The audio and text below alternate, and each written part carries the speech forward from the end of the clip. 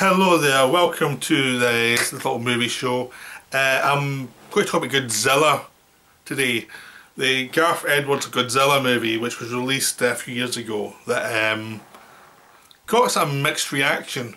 I mean, there's going to be a sequel. It was a hit. There's going to be a sequel coming out soon.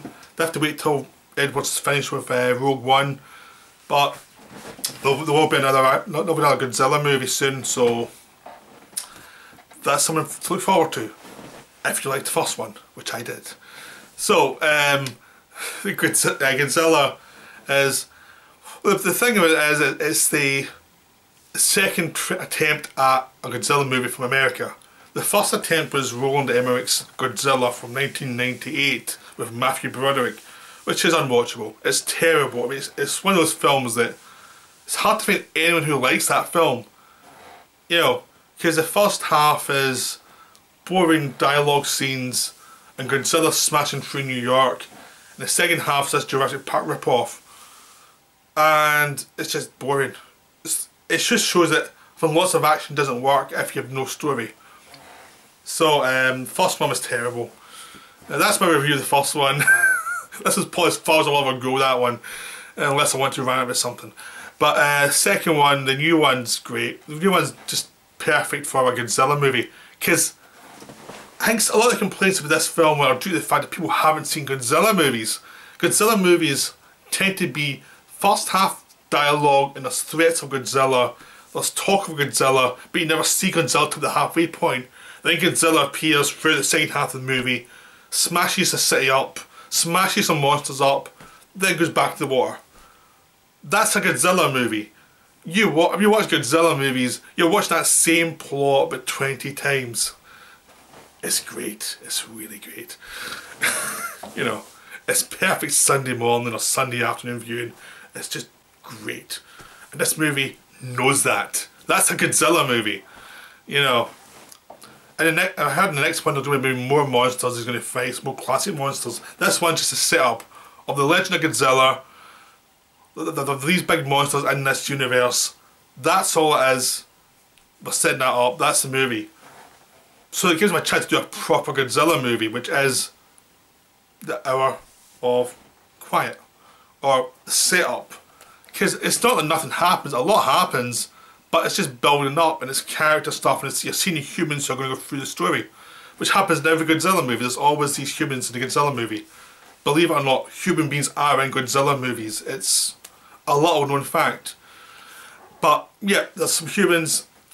So Bryan Cranston is the father whose wife was killed during a nuclear meltdown, which opens the movie, which is a terrific sequence.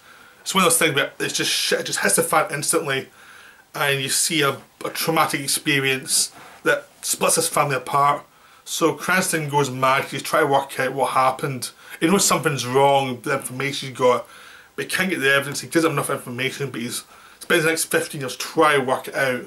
Meanwhile, his son's been turned off by his behaviour, who's gone into the army, who's created his own family, he wants a stable environment for his family, and he gets dragged back into his father when his father gets arrested, dragged into this world, and when he's dragged in again, this is when everything changes, where they find, they go back to their old home, find information, get arrested, but they take the authorities, and that's when this monster appears, and you basically watch the son character go through the rest of the movie, where he's always seems to be tied to the monster attacks, because basically the character, Aaron Taylor Johnson plays the character, and he's a bomb disposal expert in the army.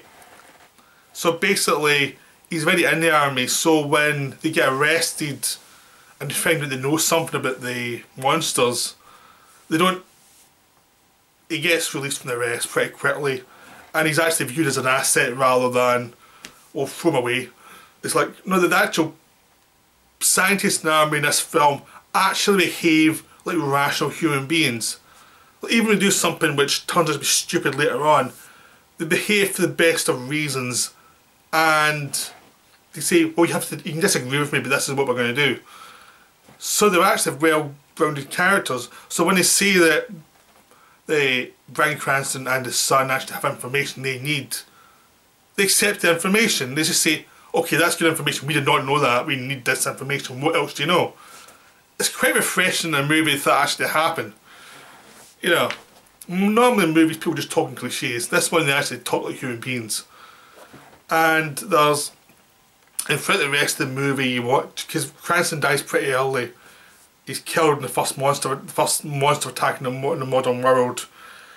And he's followed his son through going to Hawaii to try and get back to his family. Then going through America trying to get back to his family.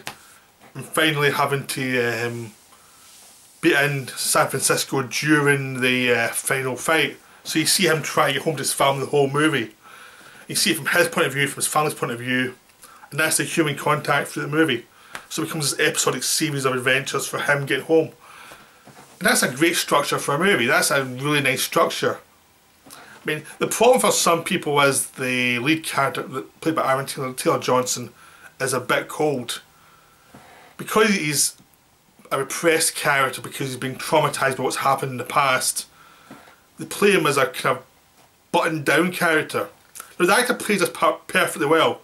It's a good performance, but it's not what people expected from the lead character in a big blockbuster film. It's sort of what happened with Barry Bannon and Hulk, where he does the job well, he's asked to do a certain thing, he does it, but because that's not what the audience wanted, it's like, oh, he's bad. He's not. He's good, but he's just given a certain performance to give. He's told to do this, so he does it. You know, he's not given space to do anything but that. The scenes are very specific, he has to be this character, so he gets a lot of shit he shouldn't get because he did what he was supposed to do. You know, you want to blame anyone, blame the director, Gareth Edwards, but I thought that was a good choice for the lead character because it gave it weight. It means it wasn't gimmicky. It wasn't just this character who was doing a quip every 2 minutes. I liked that aspect of the character. A lot of people didn't. A lot of people, that was the problem with the character, but I thought it was good for what it was because it was a kind of genuine character going through these sequences. So you'd basically have him go from one person to the other and interact with them, and you'd see their story for a bit before you go on to the next section. So you'd have a sequence in Hawaii where you first see Godzilla. You have a sequence in mid-America as they're trying to get this bomb to San Francisco. You know, then you have a sequence as they're setting up going to San Francisco. Then you have another sequence in San Francisco. So you see him with lots of people, all of whom could die any minute. Some die, some don't, but he basically acts as the centre of hub for the story, and all these characters come around him. So that's a good structure for a story. And the fact is, things happen all the time in this movie. I mean, it's a pretty fast-paced movie for what it is. I mean, basically, because it's a very simple setup as monsters are born, Godzilla rises from the water, kills these monsters. That's the basic story. So they have this human story interacting with all these other humans.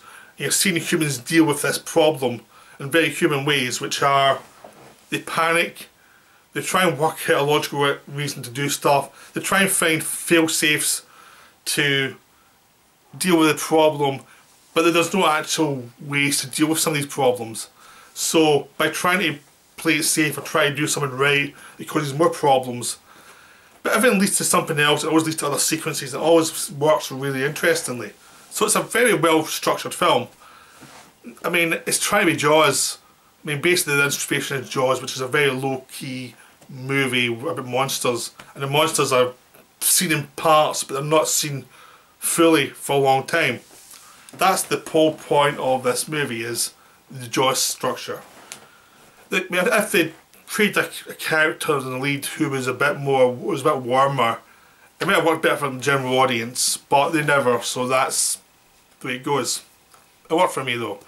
Anyway, so the film works. The film's a nice, well-made Godzilla movie. It's one of the strongest Godzilla movies.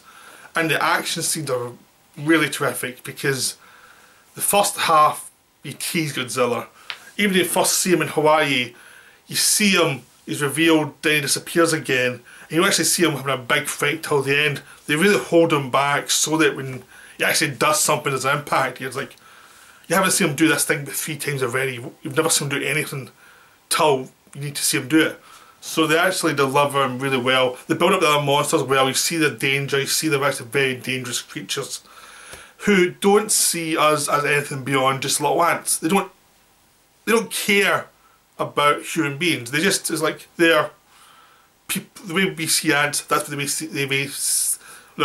the way we see ants, that's how they see human beings. They just don't care about us. It's just swat aside. And that's great because it really creates a good context for where they are, what our place is in the story. And it's always interesting to watch visually how these humans are trying their best and the monsters just like, go away, just go away, leave it alone, just don't, we don't care. So it's terrific. I mean, it's a really terrific set of sequences. So the final sequence in San Francisco is great because it's built and built and built. They trash the Golden Gate again. Always nice to see. They trash San Francisco. San Francisco's a war zone. Most of the city gets trashed. It's great to see. I mean, Godzilla trashes the hell out of San Francisco. So do the other two monsters. They just fall back in buildings, smash buildings down. These tails slide behind buildings, and then they attack something else. It's just wonderful. It's exactly what you want to see in a Godzilla movie. So even though they make you wait for it, the monster stuff's great when you finally see it. And that's what you want from a Godzilla movie. I mean, the worst Godzilla movies from Japan are the ones that put them in a big fight halfway through the movie, and that's the rest of the movie. And you're wondering, what else can you do? The good Godzilla movies, fight, stop, fight, stop. That's what this one does. It just creates the build and build and build. And it uses the villain monsters as well, so you don't see Godzilla too much, so you don't get bored with them. So there's a great sequence in the bridge, which is the villains, the monster villains are involved. Godzilla's not there, so the humans have to deal with these monsters. There's no one else to help them escape, and that kind of stuff's terrific. And there's lots of darkness, there's lots of shadows, and every shot is there to show the humans are expendable at any moment. Like, one little move of a monster will kill hundreds of people. So it's a really unique film. I mean, you don't really get monster movies like that, who really, because a lot of them cheat and make humans feel as if they're important. I mean, this one just doesn't give a damn. Just like, yous are useless, you're going to die. So, and even after all that, Godzilla emerges as a hero at the end of it. He beats the hell out of these monsters, he goes back to the sea, he's happy, and he's a king of the monsters, and the world knows it, and it's just great because then after all of that, Godzilla gets his monster hero shot, and that's the end of the movie. That's how you end it. It's like, well, Godzilla's great. So I can't wait for the sequel. I've watched this film quite a few times. I know, along with that and Pacific Rim have been two great little monster movies recently who, I mean, they're not little movies, but they're not like movies that have made billions and billions of dollars. They're movies that are acquired taste. Some people like them, some don't. But they're genuine monster movies. So it's nice to see some genuine monster movies again. So I hope you enjoyed that, and I'll see you next time.